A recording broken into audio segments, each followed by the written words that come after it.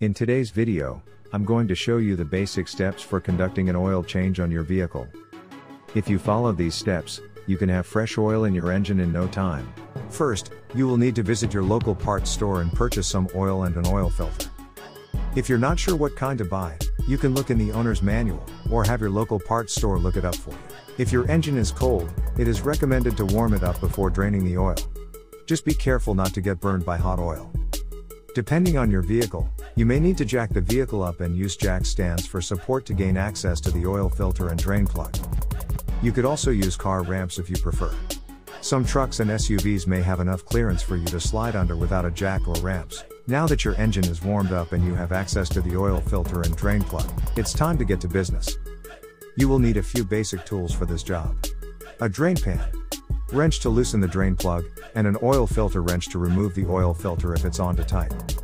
Then, you're going to position the drain pan to catch the oil when the drain plug is removed. After the oil slows down and is barely coming out of the oil pan, you can put the drain plug back in and tighten it down, being careful not to strip the threads by over-tightening. The drain plug needs to be snug so it doesn't back out. Take a shop rag and wipe away any unwanted oil that splattered or spilled during the drainage process. Now, reposition the drain pan to catch the oil after the oil filter is removed. Remove the oil filter by twisting counterclockwise until it is removed from the mounting surface. Make sure the O-ring comes off with the filter. Sometimes, the O-ring might stick to the mounting surface of the engine.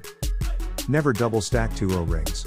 It will never seal, and could cause severe engine damage by leaking all the oil out due to the oil pressure. Once the oil slows down draining from the oil filter mounting area, wipe the mounting surface with a clean cloth. Then, lubricate the new O-ring on the new oil filter. Then tighten the new filter to the engine by hand. Never put a wrench on the new filter to tighten it. Hand tight is all that is needed. Now, you are ready to pour in the new oil. The owner's manual will tell you how much oil the engine will hold. The exact amount will vary from engine to engine, but most hold between 4.5 to 5 quarts of engine oil. Once the oil is poured into the engine, start the engine and check for any leaks underneath by checking the drain plug area and the oil filter area. If you jacked the vehicle up or drove it up on ramps, now is the time to put the vehicle back down. If all is good, shut engine off and wait about 45 seconds to 1 minute for the oil to settle. Remove the oil dipstick and wipe it with a clean cloth. Replace dipstick to its fully seated position. Remove the dipstick again and read the oil level reading. Make any adjustments at this time. Remember to write down your vehicle's mileage, so you can keep track of your next oil change. Normally, you can take your old oil to your local Advance Auto Parts store, O'Reilly Auto Parts or others to recycle or dispose of it for free. Check with your local parts store and see how they handle old oil. That is going to conclude this video on changing your oil. Feel free to comment, or let me know if I might have missed anything. Hopefully you found this information helpful and, thanks for watching.